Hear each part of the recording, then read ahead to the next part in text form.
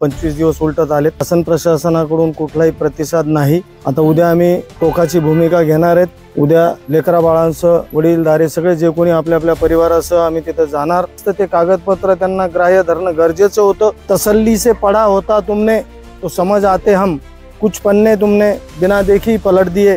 उद्यापासूनचं आंदोलन हे सरकारला परवडणारं नसेल, प्रशासनाला तर लगेच परवडणारं नसेल। त्यांना खुर्चीवर बसणं सुद्धा आम्ही मुश्किल करून टाकू। राजकीय नेत्यांना असेल, सत्ताधाऱ्यांना असेल, विरोधी नेत्यांना असेल, शासन प्रशासनाला असेल की आता आमचा अंत पाहू नका।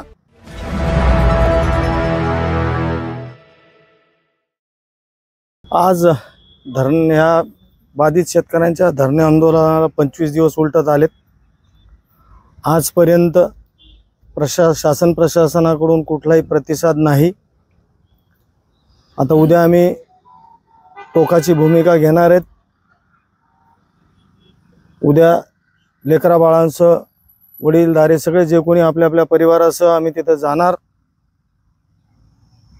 तिथं त्यांची भेट घेणार आणि पुढची दिशा, पुढचं आंदोलन काय करणार हे आम्ही ठरवणार आहे। तर काय झालं, मुख्य मुद्दा आता काही मुद्दे स्पष्ट होताना दिसतात, का त्यातून मार्ग निघताना दिसतोय, परंतु मुख्य मुद्दा जो आहे जमीन मूल्यांकनाचा, तो फार महत्त्वाचा आणि क्लिष्ट मुद्दा आहे। त्यांनी तो लोंबकळत ठेवलाय। कालच मी वकील साहेब रजिस्टर काढल्या सगळ्या 4-5 गावाच्या आपल्या 3-4 वर्षाच्या, फार मोठ्या प्रमाणावर व्यवहार झालेले आहेत। त्या दृष्टीने जर सरकारनं घेतलं असतं ते कागदपत्र त्यांना ग्राह्य धरणं गरजेचं होतं।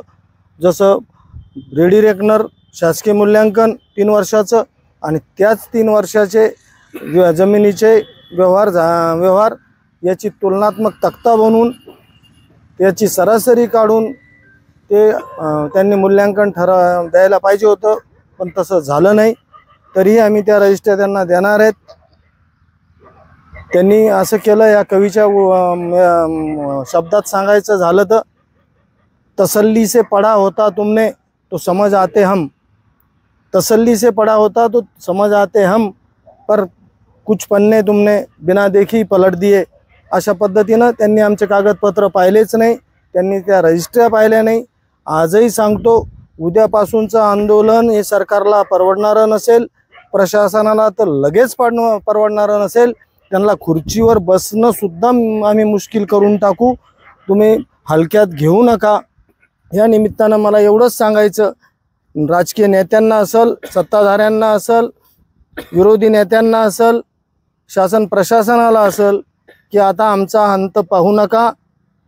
आमचा अंत पाहाल, तुमचाही अंत जवळ येईल यात हे सांगायला मला काही म्हणजे कुठली भीती वाटत नाही।